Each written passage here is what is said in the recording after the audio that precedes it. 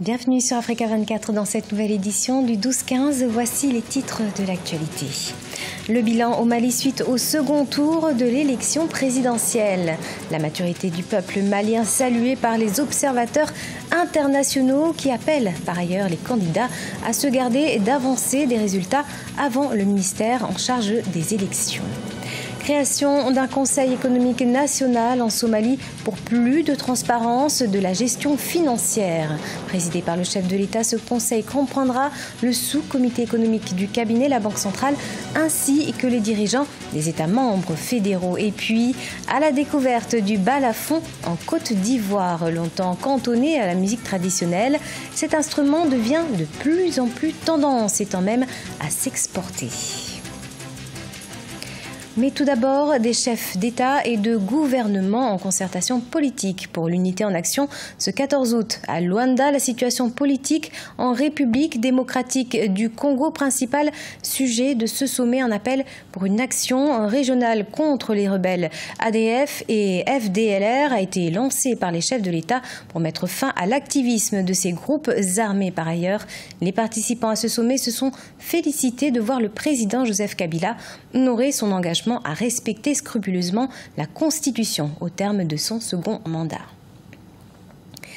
2000, c'est le nombre d'observateurs nationaux et internationaux déployés au Mali lors du second tour du scrutin présidentiel. Présents dans plus de 1000 bureaux de vote et dans toutes les régions du pays, les chefs des missions d'observation font le bilan de leur mission en attendant les résultats du ministère de l'administration territoriale. Mokhtar Bari. À l'issue du second tour du scrutin du 12 août 2018, les observateurs nationaux et internationaux font le bilan de leur mission au Mali. Ils sont de l'Union africaine, de l'Union européenne, de l'OIF, de la CEDEAO, de la COSEM ou du POSIM, présents avec des observateurs venus de plusieurs pays d'Afrique et d'Europe. Ils étaient déployés dans toutes les régions du pays où ils ont fait le tour de quelques bureaux de vote. Tous saluent la bonne tenue du scrutin.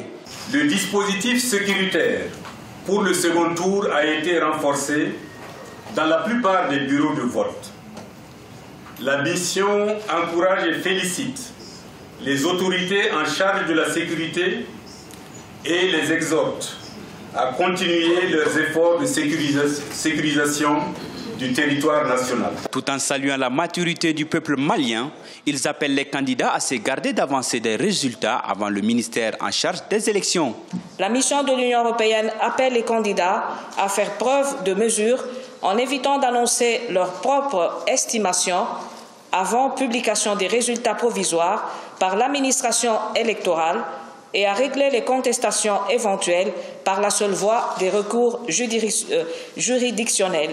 Une fois que ces résultats sont donnés, dans le calme, s'il y avait des contestations, d'observation ou de contestation, c'est bien cela ou l'autre, que cela se passe par voie légale. Nous ne voulons pas qu'une crise politique vienne encore s'ajouter à la crise sécuritaire. Les chefs de mission réitèrent cependant leur demande du premier tour, à savoir la publication des résultats bureau de vote par bureau de vote pour une transparence des résultats. Au Soudan, la nomination du président Omar el-Béchir comme candidat de son parti à l'élection présidentielle ne fait pas l'unanimité. Le parti du Congrès national a en effet annoncé vouloir engager les démarches nécessaires pour permettre au président soudanais de se présenter une nouvelle fois. Une annonce fustigée par l'opposition. Pour cette dernière, ce projet va à l'encontre de la Constitution de 2005 qui limite le nombre de mandats présidentiels à 2. Le chef de l'État à la tête du pays depuis près de 30 ans devrait donc se retirer en 2020. Un appel à la mise en place d'un programme de statut national inclusif a donc été lancé par Sadek Al-Mahdi, opposant historique à la tête du parti Oumma. En Somalie, mise en place du Conseil économique national par décret présidentiel, une initiative qui entre dans le cadre de la politique d'assainissement de l'économie et des finances nationales. Ce Conseil facilitera par ailleurs la création de nombreux emplois. On fait le point avec Khadijatou Badawi. Le produit intérieur brut de la Somalie a été modéré au cours des 4 dernières années, soit 3,4%. La construction, les télécommunications, les services financiers et la reprise du secteur agricole sont respectivement les facteurs qui ont stimulé cette croissance économique. Pour une gestion efficiente de l'économie et des finances, le gouvernement somalien a mis sur pied un conseil économique national. Le conseil économique est généralement un conseil économique et social est une organisation citoyenne que certains pays se donnent pour permettre de donner une orientation qui soit issue de la volonté du peuple, aussi bien au gouvernement qu'au Parlement, sur les questions économiques et sociales. C'est une espèce de baromètre qui permet de mesurer l'impact de l'action du gouvernement par rapport au social et l'exprimer tel que vécu par le citoyen. Le conseil consultatif travaillera en collaboration avec le gouvernement du Premier ministre Hassan Ali Khair afin de lui fournir une meilleure analyse de l'économie nationale. Je pense que le plus grand défi de tous les conseils économiques et sociaux des pays africains, c'est l'inclusion de la croissance économique. Le rôle du conseil économique et social, c'est de s'assurer que la répartition de la richesse créée sur le territoire est plus ou moins équitable et pour donner des orientations afin que les politiques publiques tiennent compte du plus petit. Avec l'appui de son bureau exécutif, le Conseil économique national somalien établira des rapports trimestriels sur ses travaux en vue d'une transparence dans la gestion des finances. Dans un proche avenir, le Conseil facilitera également la gestion des emplois pour nombre de Somaliens. Focus sur le centre de traitement du cancer de Misrata en Libye. Ce centre reçoit des patients en provenance de tout le pays subventionnés par des organisations caritatives. Cet établissement peine à fournir des soins à ses nombreux patients, des patients qui appellent aujourd'hui le gouvernement libyen à fournir davantage d'aide. Explication Vina Nodin. En Libye, le traitement du cancer peine à être efficace. Le centre de traitement du cancer à Misrata reçoit tous les jours des dizaines de personnes de tout âge. Certains patients font des kilomètres pour obtenir des soins médicaux dans ce centre. Mais la crise politique qui secoue le pays entraîne une diminution de ses ressources. Le centre a été créé suite aux problèmes auxquels sont confrontés les citoyens libyens et l'ensemble de la Libye en général, à savoir le problème du manque de liquidité et le problème de déplacement. Le déplacement d'une grande partie de la population a créé un surpeuplement et une surpopulation dans l'ouest du pays, ce qui a entraîné une charge de travail supplémentaire dans notre centre de traitement du cancer. Le centre manque d'équipements médicaux et de personnel, mais s'efforce de garder ses portes ouvertes aux malades. Le prix des médicaments nécessaires pour le traitement de la chimiothérapie est élevé. Les dons sont insuffisants, tout comme le soutien étatique. Nous appelons le gouvernement libyen à fournir des médicaments aux patients, notamment pour la chimiothérapie. Tout coûte très cher dans les pharmacies et les citoyens pauvres ne peuvent même pas acheter du pain et la vie est extrêmement difficile. Nous espérons que le gouvernement fournira les traitements dont les patients ont besoin ici.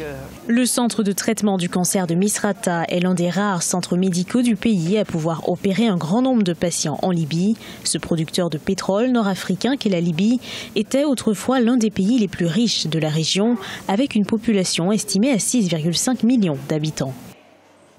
Découverte culturelle. À présent, il s'agit du balafon, instrument polyphonique fabriqué à l'aide de morceaux de bois savamment taillés. Instrument de plus en plus tendance, le balafon est même devenu en 2014 patrimoine mondial immatériel de l'UNESCO. Et c'est le groupe Djarabican qui en fait sa promotion en Côte d'Ivoire. Reportage Olivier Jacotan, notre correspondant sur place.